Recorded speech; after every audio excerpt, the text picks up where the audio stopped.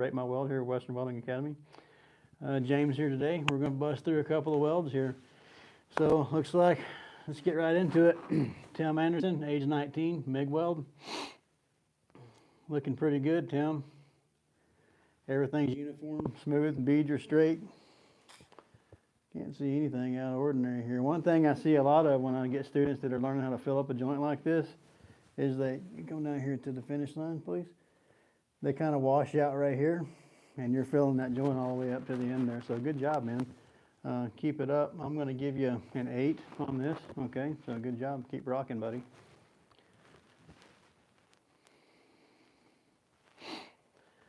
Ryan Bixler, age 15, stick weld. I've been welding for a few months. What do we say here? Can we see down what he's got written on? Oh, just, okay, that's it. Been welding for a few months now. Let's see. Looks like 70-18, Ryan. Everything's looking pretty decent, man. Keep on keeping on. You're just at a position here where you just keep burning it up over and over again. You'll get better and better. Nothing out of the ordinary here. Slow your hand down just a little bit and start stacking beads together, okay? You want to stack those beads. If you put, say you're going to stack your next bead on here, put the center of your rod on the toe line of that weld right there and learn how to stack those beads up. That's going to help you when you're filling out a joint, doing a fillet, or you're putting a cap on something, okay? But looking pretty good, man. Going to give you, this is just a straight bead on plate. Let's go with a 6 out of 10 there. Keep rocking and rolling, buddy. Good job.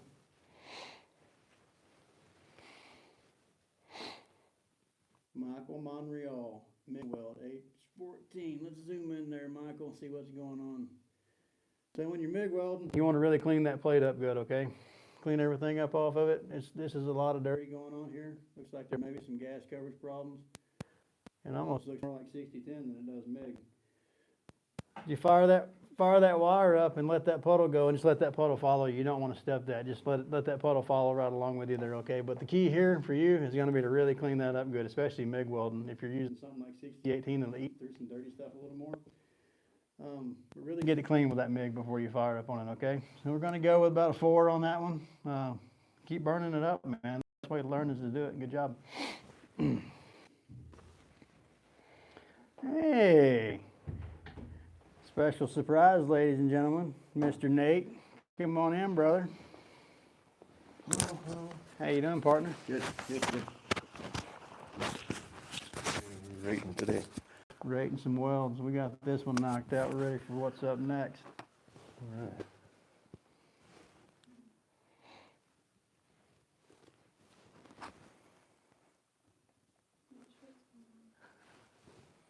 It's my fault. And Nate broke the internet when he came in. The internet, as usual. Bear with us. We'll get rocking. Right, yeah. Broke some safety, some traffic rules on the way to get over here. Breaking some safety violations on the roadway, huh? Yeah. Gillette PD's looking for you currently. Yeah. All right, technical difficulties. You gotta love technology. Give us a moment. We'll get back going again here. Gotta love it. Mm-hmm.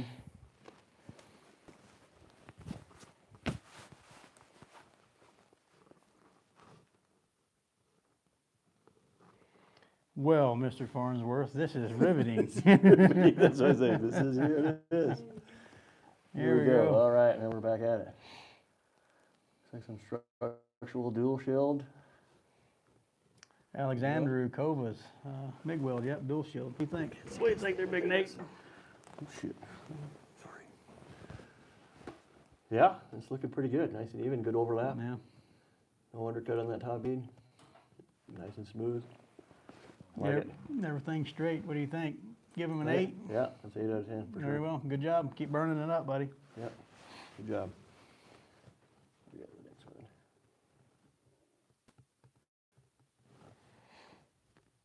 one. And huzzah! Technical difficulties again. Here we are. Yeah, it's good. Here we go. Look what I brought. I'm telling you. It happens, man. Happens. Sure. TIG, MIG, or stick? TIG, MIG, or stick. I'm a TIG guy myself. It's clean. Usually you're in a clean environment when you're doing it, climate controlled. So yeah, I'm going TIG for me. What about you, buddy? What do you think? It depends on, like, if I'm just doing MIG, like hardwire, because if I'm doing a lot of fabrication, I prefer that process. If I'm in a plant doing some stainless work, it's definitely TIG, hands down. But if I'm out in the field too, it's stick. It's just very well rounded. I really enjoy all processes. So just depends on what we're doing and when we're at where we're at. If we're in the mud, or if we're in What a it nice calls clean for, shop, huh? or Yeah. what we're doing. So, but Lincoln or Miller? Hmm. I'm Lincoln, hands down. All the way. Yeah, I kind of vary on what I'm doing in that. If I like I like those Miller synchro waves a lot. But now I personally own a Lincoln machine, so it just depends on the application really at the time. Engine drive, Lincoln, 100%. Like Yeah, the yeah. If I'm XMT going to go with engine drive, I'm going to go with a Lincoln. Yeah, XMTs, Lint Millers are very Yeah. nice machines too. They're Absolutely. very versatile. Yeah, you're going They to see run those on a nice lot of job sites. Yeah. What is the difference between the gases that you use for argon or for TIG and stick? The gases that you We use don't for use TIG and gases. stick? For No, we gas, don't. it creates its own gas from the flux being burned. It creates its own gas field. And then TIG is definitely just 100% argon. Your different gases come into effect when you go to MIG, and you get into some 98.2 and 75.25 and things like that. Best rig truck to start out with. A cheap one. The cheapest one you can get. one. Yeah, yeah. Cheapest one you can get. Yeah, that's what I did. I got paid $1,500 for my first rig.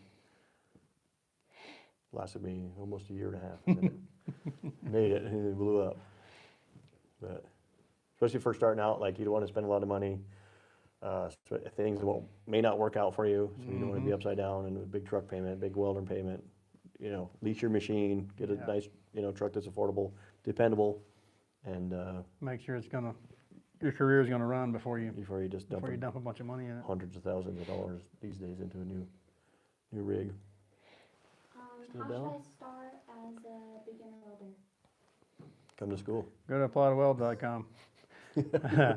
Just start burning it up. Jump in anywhere you can get in it and get going with it. Anywhere you can get a foothold at. This school will help you get a foothold, but I didn't start in this school. This is going to give you a good bump if you come here. But get your foot in anywhere you can and keep your head down and work. Yep. And you'll grow. Anybody that's welding will let you get some weld time, get some hood time. More power to you. Just get in there and get whatever you can. Like James was saying, just any little bit helps. Hood time's a good time. How do you know if you're running the right amps? Obviously, by your puddle, be able to read your puddle. Like, if too many amps, it's going to be too hot. Your base metal's going to heat up too fast. Your puddle's going to be all over the place. Stick welding, you're going to have BBs jumping out everywhere. You're going to have a lot of undercut if you're doing different, horizontal or Yeah. 6G welds. And that'll vary between stick and TIG as well. You'll see TIG if it's just totally running away from you, it's too hot, and if you're waiting, holding for that filler to burn out, then it's just too cold. Too cold, yeah. If it's just. We're gonna watch some TV. Netflix. Netflix? No. Do you have any recommendations on a first machine? Is it going to be like an engine drive machine or AC powered machine? So there's a couple different. Like, it just depends on like what you want to do, what processes you want to do, like, and how much money you really want to spend. It's Like, so variable. It really variable, is so like, variable. And if you're not going to go out, like pipeline, and you don't really need to get your own machine right out of the gate. Get a job somewhere and start working, start welding, and you'll start to learn what you need. Right. But a lot of the machines, like if you're just doing some stuff in the garage, here and there, just tinkering around, you can find some machines under $500 that'll do, a MIG process, even a stick process at the same time. Good old marketplace. 110 or machines, 230-volt machines, stuff like that. So, or like, what are those, Rangers? Yeah, Miller the Bobcat, Rangers and smaller ones like Bobcats, that. smaller- Trailblazer. Yeah. And machines like that, I don't know what they're going for these days, but Very, still. very variable. Yeah, but just depends on what you want to do, where you want to get started at. Like I said, there's so many options out there that you can just have to read the reviews on. If you're going to buy a cheap machine, just off-brand, off Miller, off Hobart or ESAB. Definitely read the reviews on it. Make sure you're getting a quality product for your money. Yeah. What process should I try to learn first? We start with stick. I think that's a good one to start off with. You'll learn what a puddle looks like and how to read it and how to watch it and make it do what you want it to do. So for me, I would suggest stick first. 100% stick. Yeah. Like if you stick weld is the from everything from branches off from there. So. What process is harder to learn? That varies a lot as well. So we got students that come in here and they'll fight their way through and fight and fight and fight, and then they get on TIG and they excel. Yeah. And some students will smoke stick right out of the way and get on TIG and they just fight it to no end. It just varies to person. There's not really a one you can say this is the easiest, you know. What is your favorite welding brand?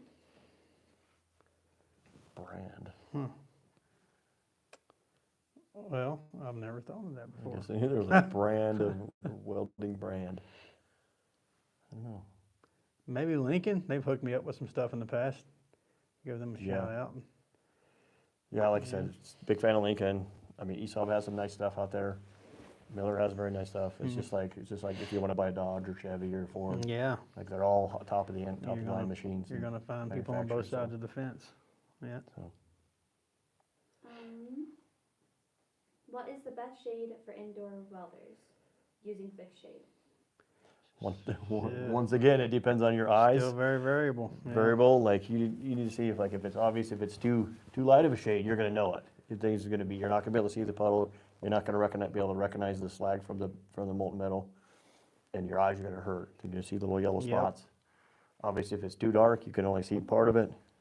I mean, that's one thing I reiterate every time we get new students. Day one, if there's something going on with your hood or your eyes, you got to come get with one of us and figure out if it's spotting. If you're raising your hood up and you're seeing spots, we usually start our students off with a shade 9. Some go to 10, some go higher than that, and some stay at the 9.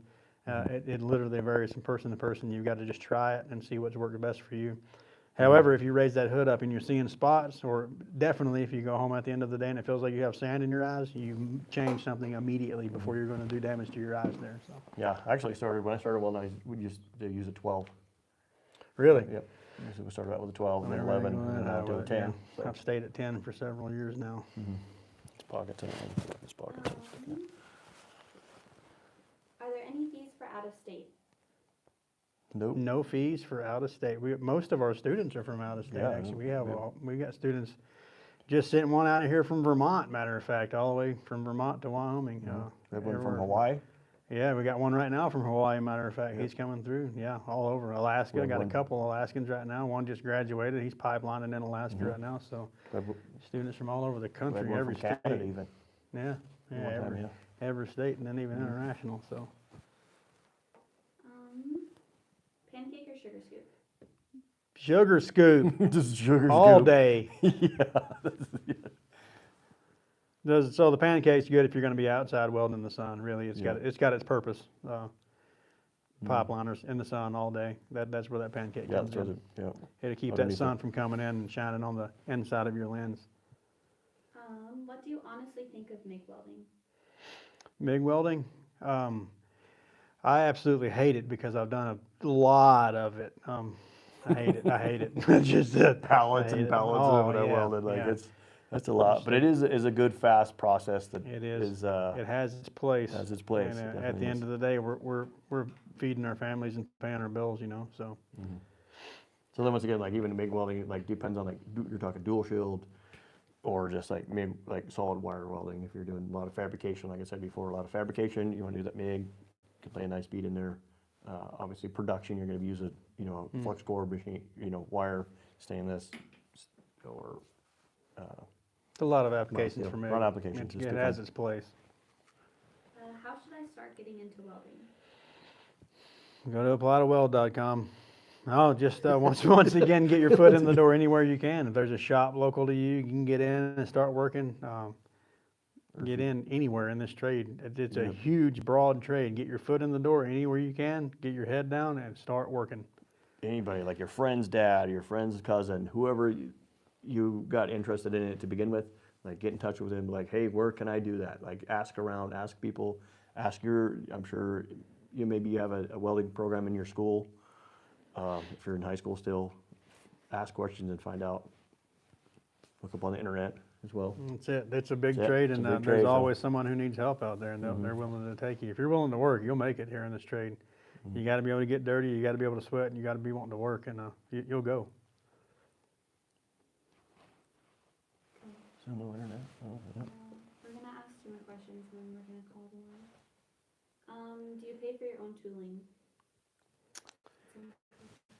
That varies Where, also. like at our school, pay for your own No, tooling? at the school, no. No, they issue you the DeWalt 2.0, Pack out. not a pack out, it's a Tough System 2.0. System. Tough System Oh, 2.0 said the from wrong DeWalt. It's loaded with tools, you got your hats in there, they give you a hood, auto shade lens, a grinder, gloves, all the stuff you need to get started and get you through the program. A ton of grinding discs, sanding discs, whatever you guys need, it's all in there. Okay, last one and then we're gonna call it. Advice on bend tests. Okay, yes. This is where it's been for me last week. Okay, advice on bend test. Clean your straps properly, cut them properly, prepare them. This is your resume that you're actually proposing to someone. Like, make sure that thing's neat, nice to touch, no sharp corners, everything's sanded nice and even. No dish, you don't want a dish in it. You want that thing to look nice. This is what Presenting to shows the what kind of inspector. level of craftsmanship you have, and how you're willing to present yourself as represented in the straps. So clean, polished, nice to handle, nice to look at, ready to bend. So, accurate size too. That's always important too. Like, Yep. Yeah. So we're not Yeah, cutting that's where you show the inspector what kind of craftsman you are. You Mm. show, if you bring some choppy, jacked up straps up to him, he's gonna know you don't really care about your work. Mhm. You bring nice, clean straps to him, you care about what you're doing. You take your time and make it look good, the proper width, the proper everything, not ground all crazy. That's Yeah, gonna that's- say a lot for you right there. It's a win right there. You get one of those bends that's kind of in the gray area where it might be passable. That could be the difference in him saying, okay, you're good, or go hit the gate. Hmm. Absolutely, yeah. 'Cause I've even seen them where they're like, oh, look nice, good weld, and then it's just jagged cuts, and this, Yeah. he's like, beat it. And it ain't gonna work. No, no, Bueno? I know. All right, sorry folks for the technical difficulties. Thanks for hanging out with us for the Yeah, brief for little bit we were A here. bit, yeah, and we'll see you soon. We'll see you on the next one. Keep burning it up out there, guys. Yeah, go get it. Hold on.